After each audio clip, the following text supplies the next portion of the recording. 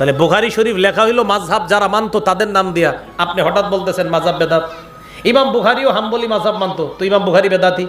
কেউ কেউ বলেন উনি শাফি মাযহাবের ছিলেন, তো উনি কি বেদাতি? নাউজুবিল্লাহ বলেন। ইবনে হাজার আসকালানী রহমতুল্লাহ আলাইহি শাফি মাযহাবের ছিলেন, ওনাকে বলা হয় হাফিজুদ দুনিয়া। পুরা দুনিয়ার এমন কোনো বিদ্যা নাই যা আল্লাহ ওনারে দেয় নাই। উনি এত কিছু বুঝাও শাফি মাযহাব মানলেন। ভাই ঝগড়া করবো না আমরা, এটা মনে রাখবেন। হানাফি সংকলন মানা, শাফি সংকলন মানা, মালিকি সংকলন মানা, হাম্বলি সংকলন মানা এটা নতুন কোনো জিনিস নয়। সাধারণ মানুষ যেন একটা জিনিসকে সুন্দরভাবে মানতে পারে এরকম একটা সংকলনের নাম হলো মাযহাব। আপনি এক জাতীয় হাদিসের মধ্যে বিক্ষিপ্ত হাদিস, একই বিষয়ে একাধিক হাদিস পাবেন, আপনি কোনটা মানবেন? মাযহাব আপনাকে বলে দিবে তুমি এমন একটা পদ্ধতি অবলম্বন করো যেই পদ্ধতি অবলম্বন করলে নবীজির হাদিস আর আল্লাহর কোরআনের সমন্বয়ে আমল হয়ে যায়, এটার নাম মাযহাব। ও এই জায়গায় যদি কোনো আলে হাদিস ভাই থেকে থাকেন, আপনাদেরকে একটা কথাও কষ্ট থেকে বলি নাই, কষ্ট দেওয়ার কোনো নিয়ত নাই। আমি বলছি কি আপনারা ঝগড়া করেন না। মাযহাবি ভাই যারা আছি, লামাযহাবি যারা, কেউ কারোর সাথে ঝগড়া করেন না। দেখেন এই মুস্তাহাব জিনিসগুলা নিয়ে আমাদের মাঝে ঝগড়া হইতেছে। হাত এইভাবে উঠানো, এতটুকু উঠানো, এতটুকু উঠানো এক এক ইমামের নিকট মুস্তাহাব, কোনো ওয়াজিব বিষয় না। হাত এইভাবে বাঁধা, এইভাবে বাঁধা, এইভাবে বাঁধা এক এক ইমামের নিকট মুস্তাহাব।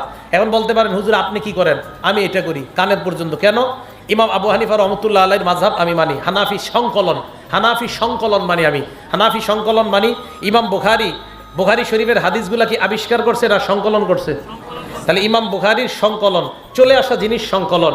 ইমাম মুসলিম চলে আসা জিনিস সংকলন করছেন। ইমাম নাসাই চলে আসা জিনিস সংকলন করছেন। হানাফি মাযহাব ইমাম আবু হানিফা 40 জনের একটা ফিকহি বোর্ড দিয়ে চলে আসা কোরআন সুন্নাহকে একটা সংকলন করে রূপদান করছেন। তাহলে কোরআন সুন্নাহর সংকলন এটা নতুন কোনো ধর্ম না, চলে আসা জিনিসকে লিপিবদ্ধ করা। বুখারী শরীফ নতুন কোনো ধর্ম না, চলে আসা জিনিস লিপিবদ্ধ করা। মুসলিম শরীফ নতুন কোনো ধর্ম না, চলে আসা জিনিস লিপিবদ্ধ করা। হানাফি মাযহাব নতুন কোনো জিনিস না, চলে আসা জিনিসকে একটা জায়গায় সংকলন করা। শাফি মাযহাব নতুন কোনো জিনিস না, কোরআন সুন্নাহকেই কোথাও একত্রিত করা। এজন্য আপনাকে আমাকে উল্টা পাল্টা বুঝ দিচ্ছে যে তুমি হানাফি মাযহাব মানো, তুমি ভুলের মধ্যে আছো।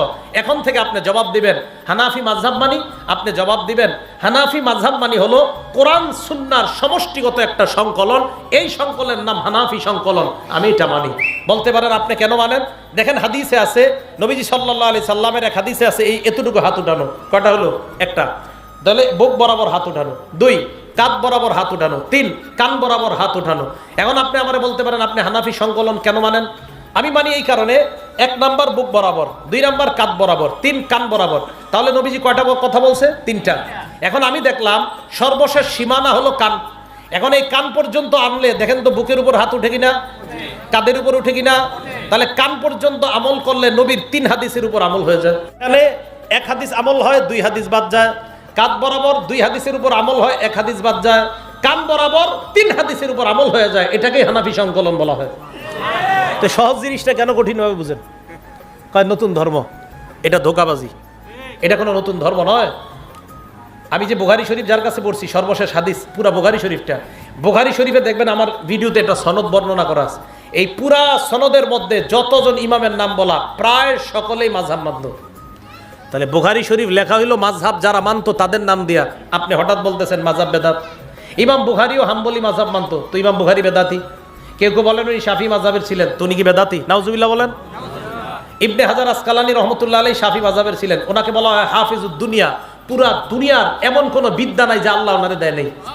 উনি এত কিছু বুঝাও শাফি মাযহাব মানলেন। ভাই ঝগড়া করবো না আমরা, এটা মনে রাখবেন। হানাফি সংকলন মানা, শাফি সংকলন মানা, মালিকি সংকলন মানা, হাম্বলি সংকলন মানা এটা নতুন কোনো জিনিস নয়। সাধারণ মানুষ যেন একটা জিনিসকে সুন্দরভাবে মানতে পারে এরকম একটা সংকলনের নাম হলো মাযহাব। আপনি এক জাতীয় হাদিসের মধ্যে বিক্ষিপ্ত হাদিস, একই বিষয়ে একাধিক হাদিস পাবেন, আপনি কোনটা মানবেন? মাযহাব আপনাকে বলে দিবে তুমি এমন একটা পদ্ধতি অবলম্বন করো যেই পদ্ধতি অবলম্বন করলে নবীজির হাদিস আর আল্লাহর কোরআনের সমন্বয়ে আমল হয়ে যায়, এটার নাম মাযহাব। এটার নাম কি? মাযহাব। তো এই জন্য মাযহাব মানে নতুন কিছু না। কোনো আলোচনা ইনশাল্লাহ মাযহাব সম্পর্কে পুরো একটা আলোচনা করব, সেদিন ইনশাল্লাহ বুঝিয়ে দেবো আসলে মাযহাব মানে নতুন কিছু না, মাযহাব মানে কোনো ধর্ম না। মাযহাব মানে বুখারী শরীফ যেমন, মুসলিম শরীফ যেমন, মাযহাবও তেমন, এমন একটা জিনিস। আল্লাহ আমাদের সকলকে যে কথাগুলো বললাম শুনলাম ঝগড়া মুক্তভাবে রমজানের পুরাটা রোজা যেন পুরাটা রমজান মাস আমরা আমল করতে পারি, আল্লাহ তৌফিক দান করেন।